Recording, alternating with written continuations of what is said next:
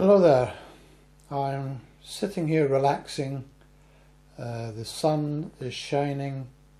There's not a cloud in the sky, and it's an absolutely beautiful and outstanding autumn day, or autumn morning, I should say, which made me start thinking about autumn and, in particular, songs about autumn. Strangely enough, I could only come up with 3 songs about autumn. Autumn Leaves, which is the English version of Le Feuilleton, Falling Leaves, and Early Autumn, written by Ralph Burns. I nearly forgot that. Ralph Burns, when he was writing and composing within the Woody Herman Orchestra. I think perhaps it was the second Herd period of time. And of course, Autumn in New York, made famous by Vernon Duke.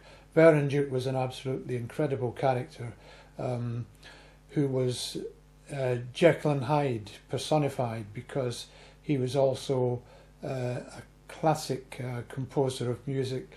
Some absolutely outstanding pieces of music was written under his Russian name. Probably it was Vladimir Tchaikovsky or something like that. But that was the only 3 I could think of. But there again, after having said that, 3 absolutely outstanding pieces of music, both in terms of the melody and the lyrics. I tend to blow a bit hot and cold in terms of Johnny Mercer.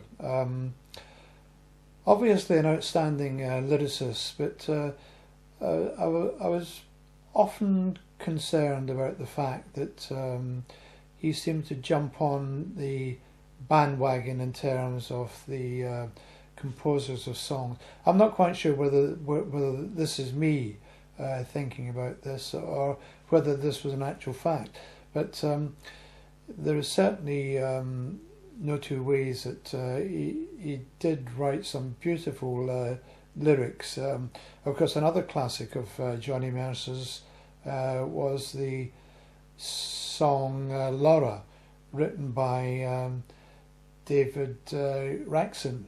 And I believe, I'm not quite sure how true this is, but the song Laura was actually written in the back of a taxi on the way to the studio when the filming was actually taking place, and one of the movie moguls, might have been Golgan, not quite sure who it was, but said, "That song that you produced for us was a load of crap. Can you give me something else?"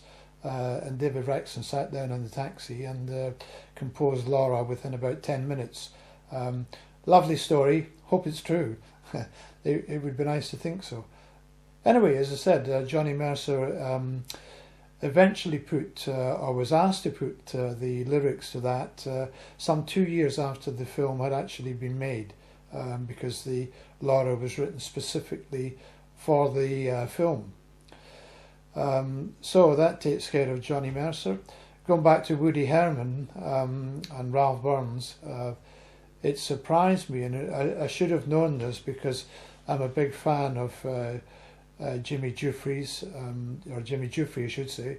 I was surprised to discover that Jimmy Jeffrey was the composer of Four Brothers, which if there's any big band aficionados out there will undoubtedly know the Four Brothers, made famous by the 4 saxophone players who were featured or played within the Woody Herman big band. Which leads me on to say, what actually makes a good song or a good piece of music, or what have you? Is it the cadence of the music? Is it the chords, the structure? Because at the end of the day, there's only 7 notes to choose from, and it's quite surprising how those notes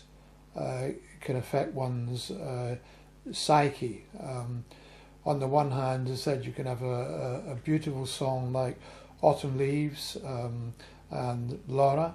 On the other hand, using exactly the same notes or what have you, you can end up with something like Mersey Dots and Dozy Dots, which in my estimation must be the worst song ever written, and that's to include all those hip hop pieces of music that's being played nowadays. An absolutely dreadful piece of music, which incidentally was quite a big hit. Stranger Things Happen. Now, I don't really know much about classical music or serious music, whichever you prefer to call it. Obviously, there are pieces which I know and can whistle and play along to. But even in those days, there must have been some really bum songs, bum pieces of music written. And I would think even composers such as Beethoven and Mozart must have written some lulus in their time. And it seems also strange to think that composers such as those, who were absolutely outstanding composers, they were still hacks in many respects, and dashing off quick pieces of music to do nothing more than pay the rent, which obviously is very important for anybody. But I think the more you look into the composers of yesteryears, you find that some of the real classical pieces of music were written out of necessity. And the truism, art for art's sake, money for God's sake, still stands firm today as it did in those days.